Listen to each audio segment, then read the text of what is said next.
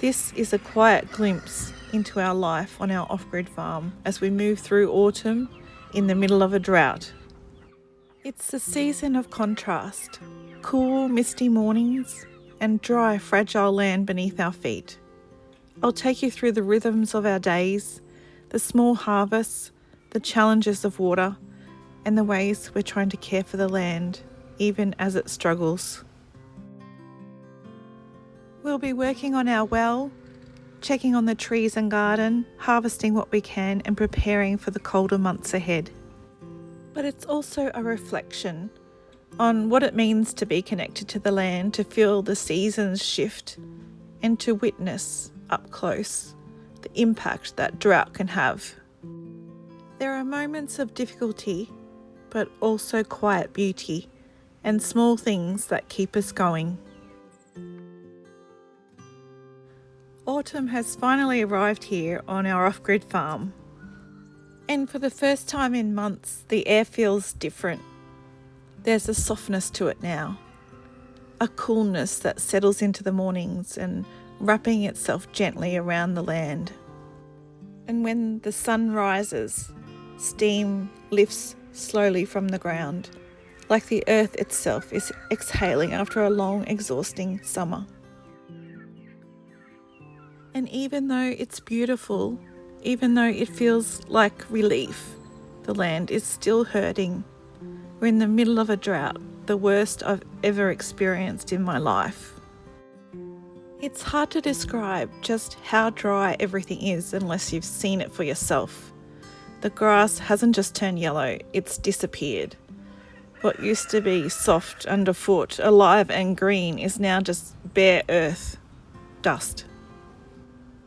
When the sheep move through our neighbours' paddocks, you see behind them clouds of dust rising into the air, hanging there for a moment before drifting slowly across the land.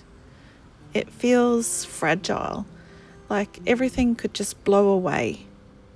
I think what's been most confronting is how quickly it's happened.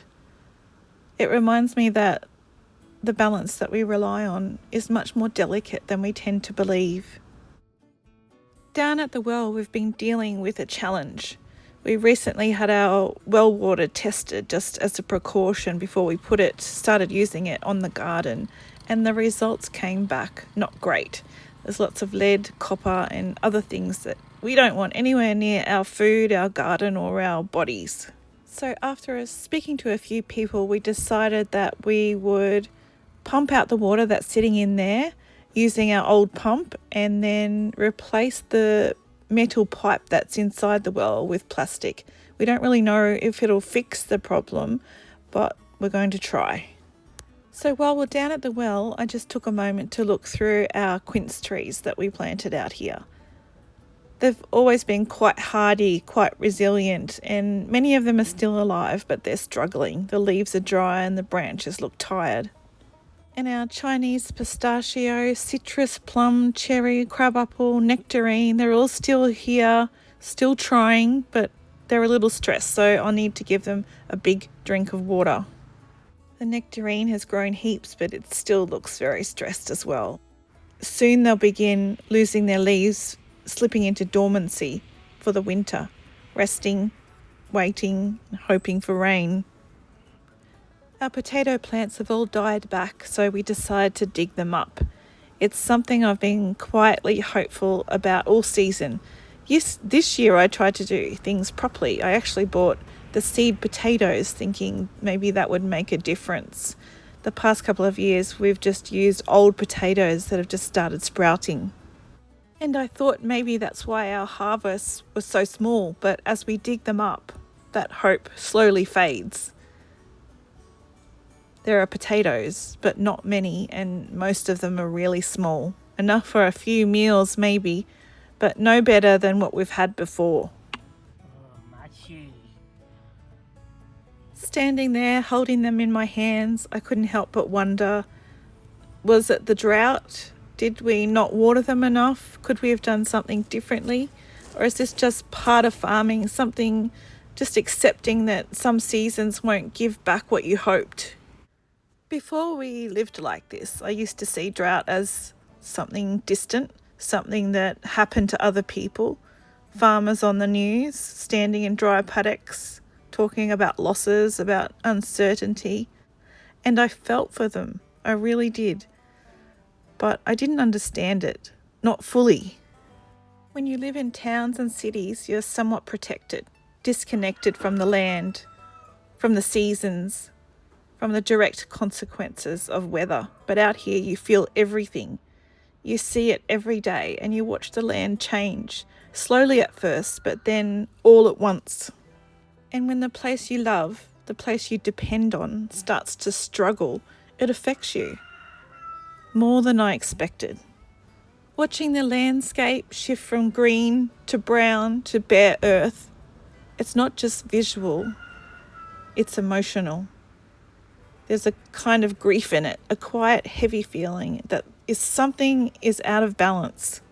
All around us, our neighbours, farmers are making difficult decisions. Many have already sold most of their livestock, not because they want to, but because they know they won't be able to keep them alive. Others have decided not to plant crops at all this season because without water, there's no point. And it makes you realise this goes far beyond one farm. This is about food, about supply, about resilience. When drought affects enough farms, it doesn't just stay in the countryside. It reaches into towns, into cities, into supermarkets, and it shapes what's available and what's not. Well, we got enough potatoes for a few meals anyway. Better than nothing, I guess. Hardly worth paying for potato seeds though. The neighbours' cattle have escaped and come into our yard. Paul's on the phone letting their neighbour know.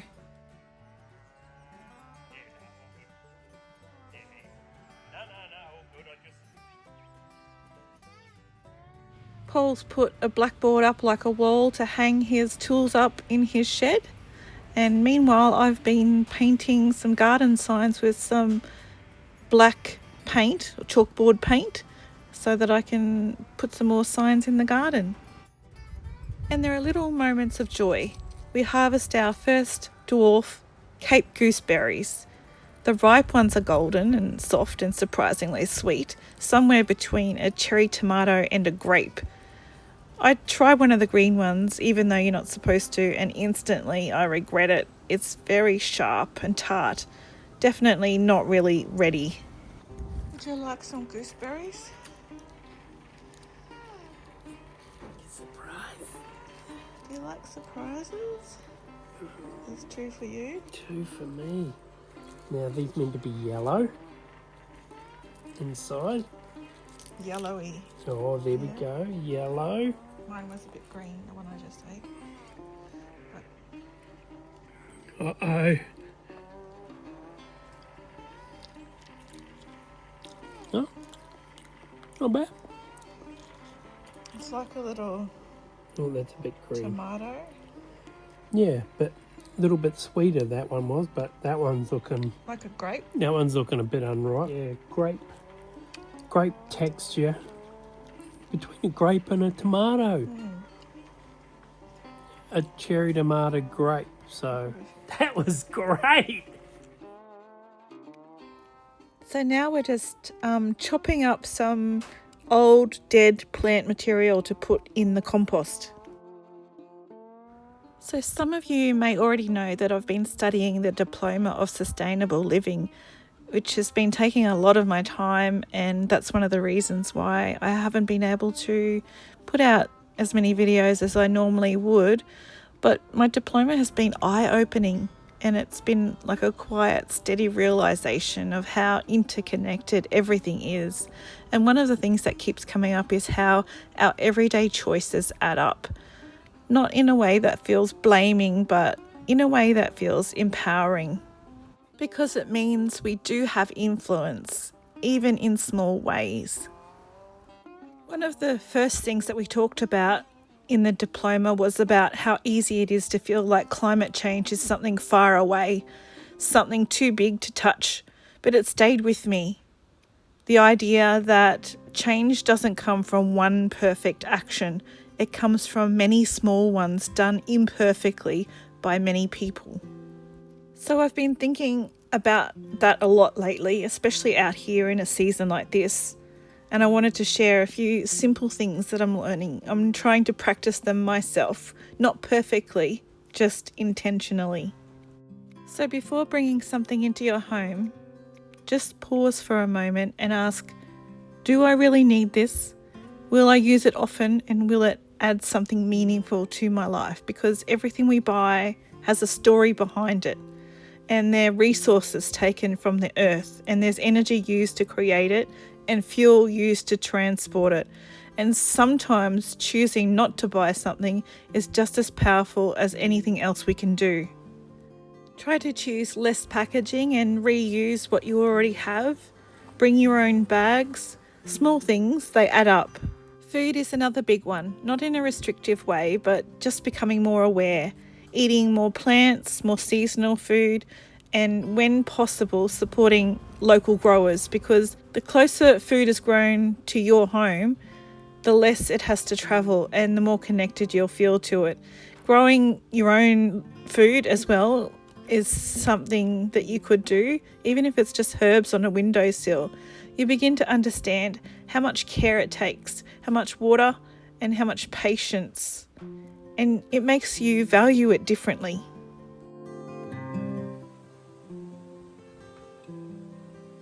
So I spent some time writing out all my garden signs and putting them in the right places throughout the garden. I'm also starting to think about frost now too. Even though the days can still be warm, the nights are cooling quickly, and some of our more sensitive plants won't tolerate frost at all. So I'm particularly worried about the passion fruit and the choco. I've just started getting little tiny chocos on the vine. They'll need protection, so I actually grabbed some old glass shower screens and I'm going to put them over the top of the vines. It's not perfect, but at least it's some protection. Sometimes you just have to work with what you have. So anyway, going back to things that you can do, even things like water and energy, which I think people are thinking a lot more about now anyway, but living off grid, we have to. So having shorter showers and using less where you can, not out of restriction, but out of awareness, because when you see where your water comes from and how quickly it can disappear, it changes the way you use it. And learning to live more with the seasons instead of trying to control them. So wearing warmer clothes instead of reaching straight for heating, opening windows instead of relying on cooling, and just small adjustments that can bring you back into rhythm with the environment. Make sure you dry your clothes in the sun if you can, instead of using a dryer, something so simple, but it saves so much energy and reconnects you to the weather. You start noticing the wind, the clouds, the air. And with travel, just being a little more intentional, not necessarily doing less of everything, but thinking about how and why, because the most effective change is the one that actually fits your life. So what do you think of my new garden signs?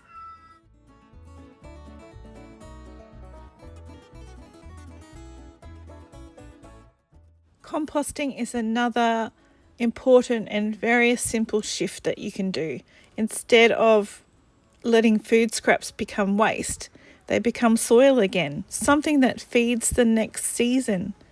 It's such a small, quiet cycle, but it feels right. If it all feels like too much, then just choose one thing, just one, and let that become part of your rhythm, because it isn't about being perfect, it's about participating. So we got this new garden bed and we're just filling it with soil and compost, and I'm going to dig out the dwarf Cape gooseberries and probably the chilies as well, and put them in there underneath that archway, and then put some frost cloth over the archway to protect them so they've got a little bit of warmth, and who knows, they might survive the winter. I'm not 100% sure that they will, but I'm going to give it a try. We also fill up this round garden bed that was given to us by our neighbour. with soil and compost, and I'll probably put some alpine strawberries in here maybe. Water continues to be a constant concern. When it rains, living on tank water feels simple, natural. But during a drought, it becomes something else entirely. Something you have to think about and plan about and worry about pretty much every day. And when we accidentally lose some water, we have to bring in some more. And this adds another layer of stress because water is no longer just something that falls from the sky. It's something you have to source and pay for. And it can be quite expensive. We actually lost some water by accident, a big mistake, and we had to buy more water in again. The neighbours' cattle are back again. The cattle were actually going inside the chicken coop to eat the grain or the seed or something in there, something they probably shouldn't be eating. Truffles wanted to go out and play with them.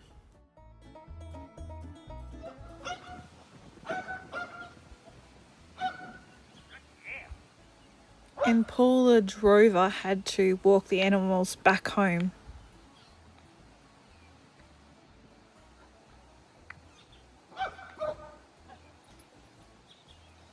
No!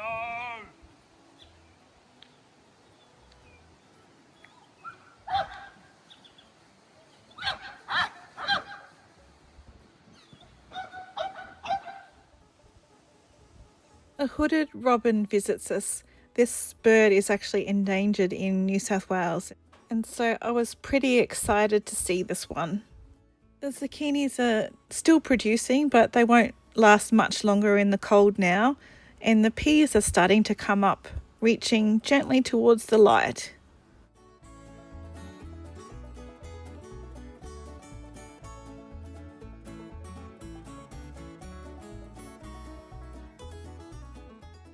I've got some wisteria growing in here as well. There's a lot of grass in this bed that I should really weed out soon. And one of our asparagus plants is still going strong as well. The other one seems to be dead though. Our olive tree is doing pretty well. Here is the glass shower door that I put over the top of the passion fruit to keep the frost off it. And I've also got my Brussels sprout seedlings in here that are getting quite big. And I'm getting excited to get some Brussels sprouts on here soon.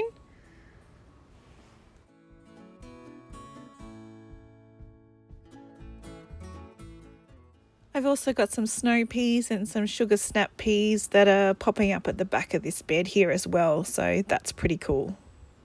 So in this bed that I've just weeded and mulched, I've got silver beet and shallots, and I've got some carrot, I think that's bok choy, and I've got some mint, some spearmint, and some sorrel, and some fennel.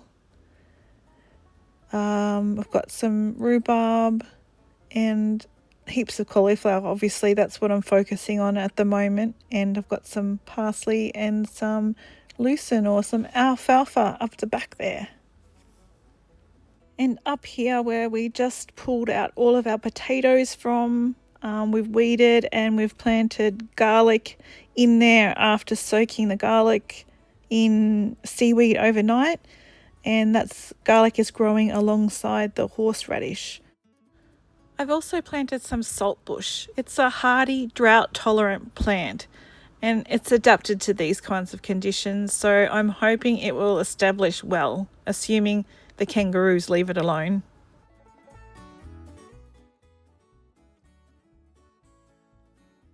My German chamomile has just produced its first flowers. So small, so delicate, thin white petals surrounding that soft yellow centre, almost like it's resting on the stems. It's so easy to overlook something like that, especially in this season. But when everything feels dry and uncertain, those small signs of life feel quite significant. Since the drought started, we've been thinking a lot about what we plant and where we plant it. So not just for food, but for resilience. So we've started putting in more drought tolerant and native species, including grevilleas and wattle trees, plants that are already adapted to these conditions and don't need constant water to survive out here. And it's been interesting to watch because while everything else struggles, they seem pretty steady, almost unaffected. And we also planted some clumping bamboo, partly for privacy, partly for wind protection, but also it's a way to create a bit more shelter in the garden, a soft barrier, something living that moves with the wind instead of fighting it. The wattles are still very young, but they seem to be establishing pretty well. And I've learned that they do more than just grow. They actually help improve the soil by adding nitrogen back into it, supporting everything around them. The lavender and the tenterfield mint and the agapanthus all seem to be doing well. And the magnolia, which is the scented pearl one, is doing quite well as well. The knife leaf wattle is doing awesome. That's another native mint plant that's doing well. The hot lip salvias always do well here. And we've just planted some more chocolate mint into this little case that our neighbour has given us.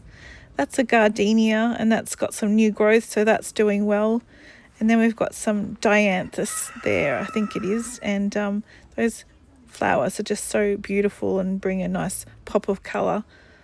And that's the oregano. It's actually died back from the cold. The wisteria is there and it actually helps give nitrogen back to the soil as well. Our rosemary always does well. The crepe myrtle is doing well. The viola bambinis are flowering and they look very pretty. And the eggplants never gave eggplants, so I think I'll pull them out and start again in that garden bed. The carrots and the parsley and the thyme in this little bed are doing well. The native ground covers do well. That's a grevillea. The birds love the flowers on that one. Senna Sensation is doing really well as well. Even the snapdragons are still coping all right. And of course the grevilleas always do well in the Australian environment. So yeah, but it's still extremely dry. The grevilleas that we transplanted are doing pretty well. They still look pretty green in there. And they'll survive, hopefully. The mint, even though it needs lots of water, seems to be doing really well. And that's the native mint that we planted from cutting from our other native mint tree. And the jasmine is doing pretty well.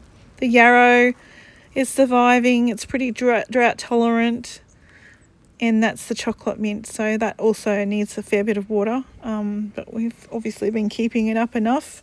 And the celery also likes lots of water, so that's surviving. And then we've got our pink lady apple tree, and our comfrey is still there. And we've got fig trees in pots that I need to transplant out when they lose their leaves and they're dormant for winter. And we've got the mulberry tree there, which is great for a green firebreak. And our carrots are doing really well in here as well. We've got currants and we've got raspberries. So let me take you out into the greenhouse. There's a different kind of energy in there. It's life just beginning. Seedlings emerging, tiny, fragile, full of potential. We've got lettuce, cabbage, cauliflower, strawberries. It all feels hopeful, like a quiet promise that things can start again. The red cabbage has come up there. The ranunculus haven't come up yet. I've got purple cauliflower. I've got alpine strawberry. Most of them have come up. And I've got creeping thyme over there in the corner.